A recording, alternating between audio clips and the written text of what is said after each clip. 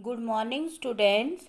अब हम second part मौखिक से शुरू करते हैं। तो आइए बच्चों, पाठ से शुरू करते हैं।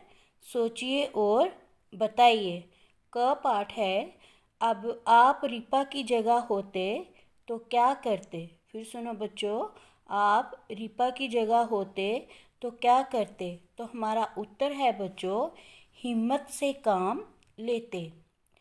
ठीक है, हम भी रिपा की तरह हिम्मत से काम लेते।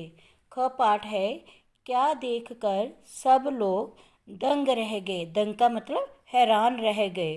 तो आंसर है हमारा रिपा की बहादुरी। रिपा की बहादुरी देखकर सब लोग दंग रह गए।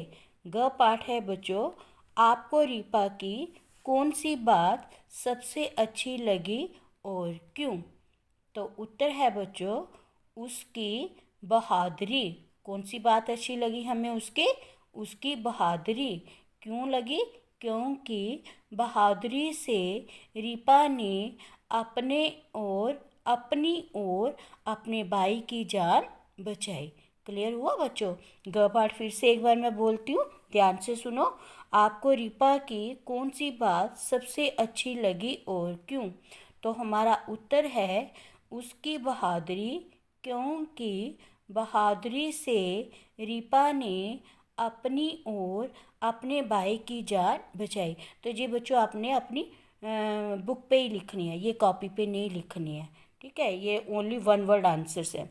आगे है लिखित पाठ में दिए गए प्रश्नों के उत्तर में सही निशान लगाइए। क पाठ है, रिपा कहाँ की रहने वाली है। त्रिपुरा की, मणिपुर की, मेघालय की। तो हमारा सही उत्तर है त्रिपुरा। ख पाठ है, रिपा को पुरस्कार किसने दिया। अध्यापक ने, प्रधानमंत्री ने या राष्ट्रपति ने। तो किसने दिया था? प्रधानमंत्री ने। अब आप प्रश्नों के उत्तर लिखिए। तो ये बच्चों आपने अपनी कॉपी पे सुंदर सुंदर राइटिंग में करनी है। क पाठ है, रिपा ने ईशान को कैसे बचाया।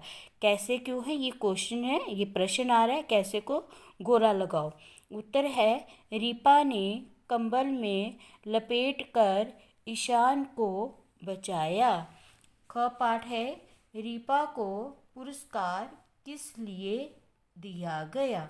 उत्तर है, रिपा को पुरस्कार उसकी बहादुरी के लिए दिया गया।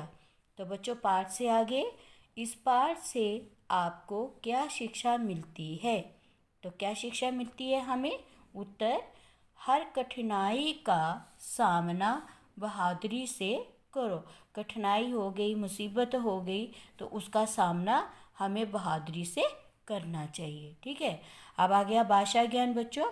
इसमें विराम चिन्ह है, संज्ञा है, शब्द है। पहले विराम चिन्ह क्या होता है? वाक्य पूरा होने पर पूर्ण विराम, जिसको आप इंग्लिश में फुल स्टॉप कहते हैं, और प्रश्न पूछने पर वाक्य के अंत में प्रश्न चिन्ह, जिसको आप इंटरोगेटिव कहते हो, तो वो हम लगाते हैं। अब आप दिए गए वाक्यों में पूर्ण विराम, ये पूर्ण विराम का चिन्ह है और ये प्रश्न चिन्ह है, लगाइए। तो क पाठ है, उसकी दादी सो रही थी। ठीक है, तो ये क्या है? पीछे आएगा पूर्ण विराम। ख पाठ, आग काफ़ी फैल गई थी। तो इस पे भी पूर्ण विराम का निशान लगाओ। रिपा ने क्या किया। तो क्या आ गया बच्चों? ये प्रश्न आ गया। रिपा ने क्या किया, इधर प्रश्नवाचक लगाओ, प्रश्न चिन्ह लगाओ। बहादुरी के लिए रिपा को क्या क्या मिला, ये भी प्रश्न चिन्ह है। ङ पाठ, रिपा ने अपने भाई को बचाया। तो इधर क्या आ गया? ये पूर्ण विराम आ गया। ठीक है, ये सिंपल सेंटेंस है, पूर्ण विराम। आगे दूसरा है, सही संज्ञा शब्द छांट कर खाली जगह भरिए। तो ये दिए गए हैं ईशान, कर्मचारी, दादी, रीपा, माँ, त्रिपुरा।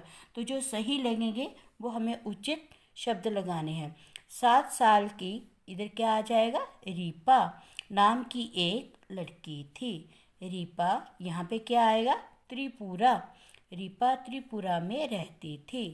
थर्ड पार्ट, रीपा अपने भाई ईशान के साथ खेल रही थी। उसकी, इधर आएगा दादी और माँ दूसरे कमरे में सो रही थी।